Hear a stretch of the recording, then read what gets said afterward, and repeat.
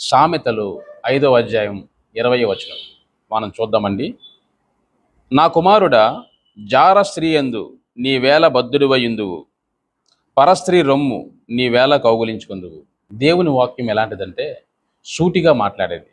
మనల్ని సూటిగా మాట్లాడి మన తప్పుల్ని బయటపెట్టి మనల్ని ఒప్పింపజేసి పరిశుద్ధులుగా మార్చేది దేవుని వాక్యం.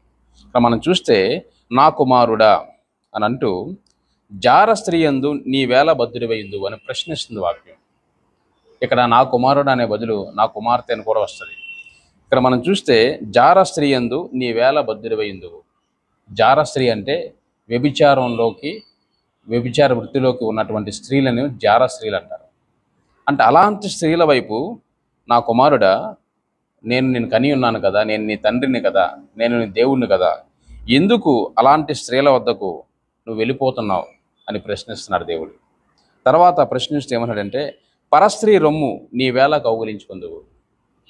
పరస్త్రీ అంటే భార్య కానటువంటి స్త్రీ. భర్తకు భార్య ఉంటారు, భార్యకు భర్త ఉంటారు. సో భర్త ఉంటుండగా భార్య మరొక పురుషుడి దగ్గరికి వెళ్ళకూడదు, మరి భార్య ఉంటుండగా భర్త మరొక స్త్రీ దగ్గరికి వెళ్ళకూడదు.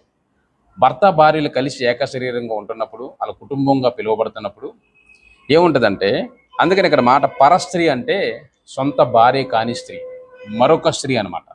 పరస్త్రీ రొమ్ము నీవేళ కౌగులించుకుందువు అంటే నీ భార్య నీకు ఉంటుండగా, నీ భార్య నీకు దేవుడు అనుగ్రహించినప్పుడు ఆమెతో సంతోషంగా ఉండకుండా, ఆమెను కౌగులించుకోకుండా పరస్త్రీని నువ్వు ఎందుకు మోహిస్తున్నావు, ఎందుకు నువ్వు మరొక స్త్రీ వైపు తిరుగుతున్నావు అని దేవుని వాక్యం ప్రశ్నిస్తుంది. ఇక్కడ 5వ అధ్యాయం సామెతలు మొత్తం మీరు చదివితే జార స్త్రీ యొక్క పరిస్థితి ఎలా ఉంటుందో మనకు అర్థమవుతుంది. అంటే స్త్రీల కోసం మాత్రమే కాదు, పురుషులు కూడా జారులుగా చాలామంది ఉంటూ ఉంటారు. పరస్త్రీ వైపు మనం చూడకూడదు, పరస్త్రీని మనం మోహించకూడదు. అలా చేస్తే శాపాలు ఉన్నట్లుగా మనం చూస్తాం. 5వ అధ్యాయం సామెతలు మనం చదివినట్లయితే చాలా విషయాలు రాయబడ్డాయి. కాబట్టి ఈ దినాన్ని మనం దేవుడు పిలుస్తున్నాడు, నా కుమారుడా అని పిలుస్తున్నాడు, నా కుమార్తె అని పిలుస్తున్నాడు.